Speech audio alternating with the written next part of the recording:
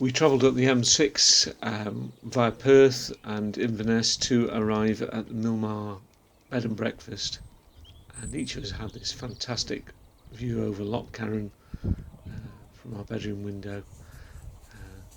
Neil and Mary, the people who ran the bed and breakfast, couldn't have been more welcoming. As you can see, we had a really nice room each, nice and big. The first day we were there, we decided to climb a Munro Mule Chen Diag or something similar, straight up and down route. We travelled up to the end of Loch Carron and parked the car here, and that is the mountain that we could see, or part of the mountain that we were going to walk up, and we walked over this bridge and up this valley, and as you can see, just peeping over the horizon is Ben snow-capped. Tops of the Munros all around just had a dusting of snow, which gradually disappeared during the day. As we walked up the valley, we came to this bothy, closed in the hunting season, and then we started to climb.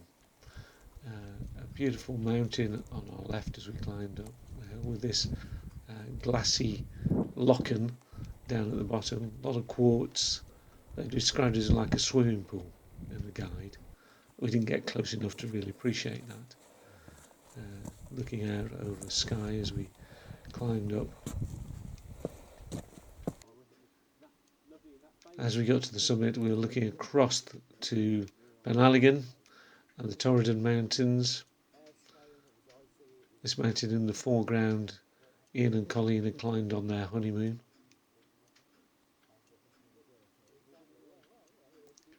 Beautiful views suddenly appearing before us of Torridon, and a foretaste of where we were going to go on day 3.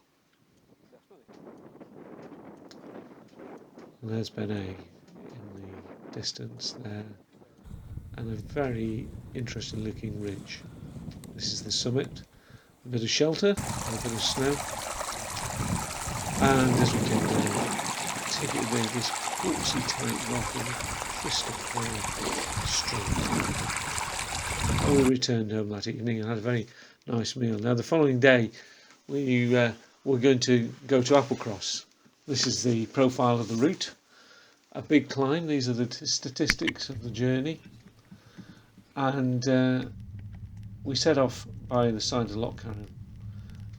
A fairly gentle slope to start with. We knew we were going to be climbing 2,000 feet. That sign on the left is warning you that the road is impossible in bad weather conditions. It sort of gave us a bit of a warning what we're up against.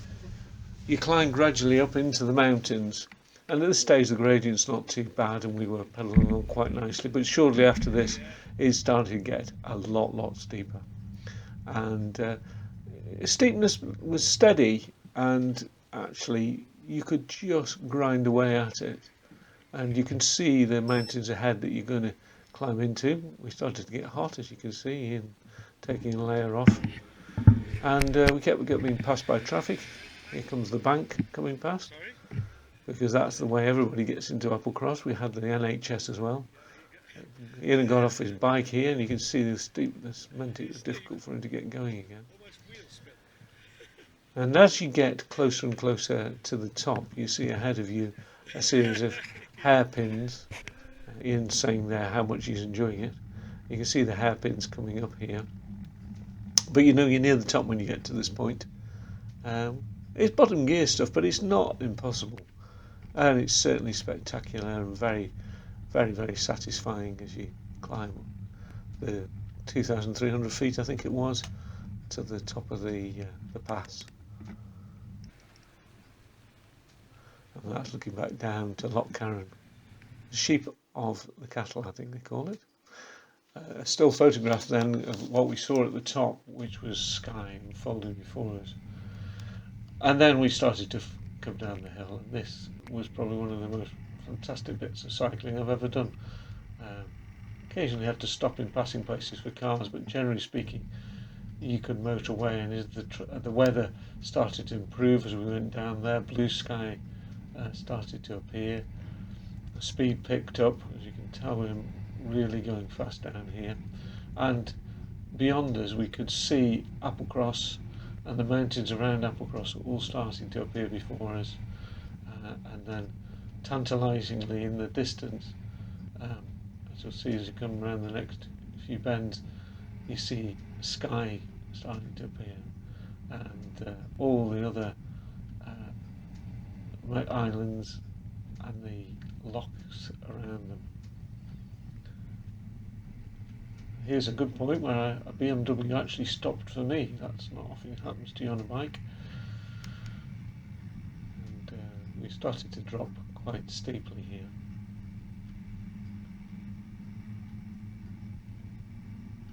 And I was slowing down a bit because I could see up ahead there were a few bends.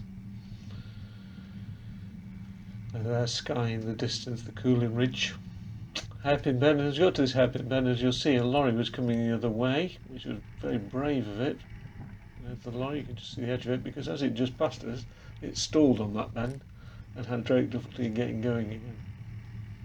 But this coming stretch for me was just glorious. I just let the bike roll, and this is sort of 40-mile-an-hour stuff coming down here, or late 30s, and wide open roads. You can see what's ahead of you, and with that view as a backdrop and the bike just rolling away, it doesn't get much better on a bike, really, to be quite honest.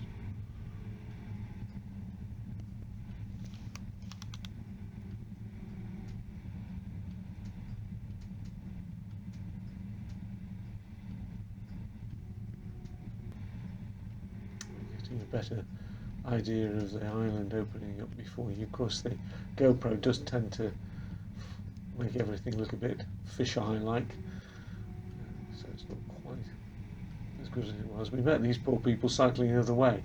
Having said that, we'd cycled up the hill beforehand, but I think we definitely decided we'd done it the right way round. It was just a superb downhill. We were just starting at this stage to see signs of Applecross, the place that I always wanted to go to because Mum and Dad had named their house after it, appearing in the distance. I realised as we got closer that Applecross itself hasn't anything of great merit, but the bay there is beautiful. And although as we were coming down, it's still typically Scottish moorlandish and bleak, as you get closer to Applecross you realise it's a little bit of an oasis, and there's a lot more in the way of trees starting to appear. And as you actually drop down into the little town itself, it suddenly feels like you've dropped into England, with broadleaf trees around, and a much softer sort of feel to it. We had a cup of coffee and then we set off, cycling round Applecross Bay. This is the bay round Applecross. Unfortunately at this point my GoPro ran out, so the pictures from now on were taken on my phone, which was still on the GoPro.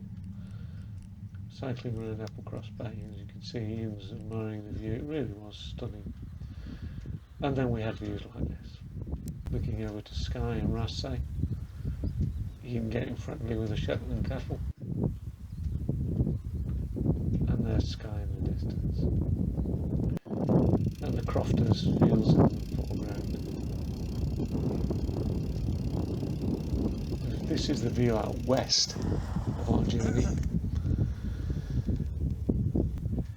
and the Coolins, and now we're starting to move north, and the road cycled in between those little lochans. We suddenly started to see the Torridon Mountains. Very strenuous cycling this, 3,000 feet of up and down, but most glorious up and down, you can imagine, into little bays, little sandy coves, the odd fishing hut, looking over towards Torridon, and then back over the top down to our starting point. So now we're on to day 3, and this is where we decided to climb Ben Alligin, and here's our first view of it. You can see there's 2 big peaks and then 3 horns, and the horns turned out to be quite interesting, but for me quite challenging. There's another view, so 2 peaks and 3 horns, and as we started to climb up we looked back down to where we'd come from, and you see Loch and we walked into this bowl. You can see this bowl, we're going to walk into right into the middle of that. And we climbed up on really well made paths, gradually climbing height and seeing these horrible looking showers going past us, but thankfully we managed to avoid them. And we're getting up inside that bowl that we'd seen before to the first of the peaks on Ben Alligin. Climbed a considerable distance, but seemingly with not too much difficulty due to the excellent footpath. And looking south here, with the odd shower still around, and this is a view where we'd been the day before, 2 days before in fact, and now a view where we were going to go along that ridge, climbing up to the second peak, which is there, and then dropping off that peak down onto the 3 horns of Ben Alligin.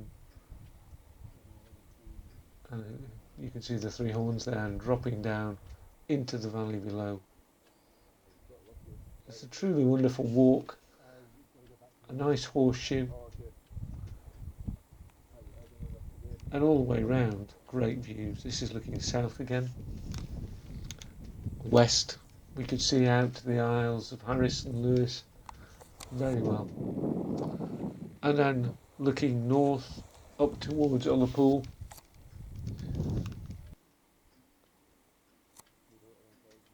and sky in the distance. Kept seeing sky this holiday. That's looking back on the first peak after we'd left it. There's this amazing cleft, which I didn't film very well, but there's Ian walking to the top of it, and you'll see him briefly standing on the top. It was quite an awesome thing that makes Ben Alligin very easy to spot from a distance. This is where we had lunch, looking down on the 3 horns, and I sat there wondering how on earth are we going to get over those. It looked very steep. I trust Ian, and he was absolutely right. It was quite within our means to do it. A bit of snow in the 3 horns. Quite a lot of clambering. I didn't film too much of this. I was too busy concentrating on it.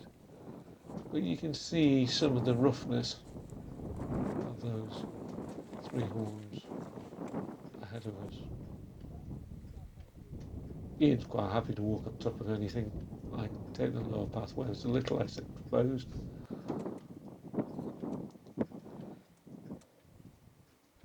And that's where we were going to go over.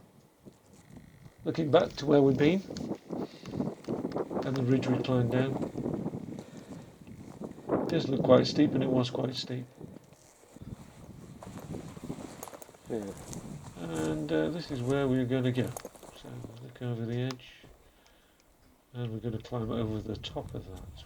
And I was thinking, where's the path? And we got to this point, and I still was wondering where the path was. But we did go straight over the top of that.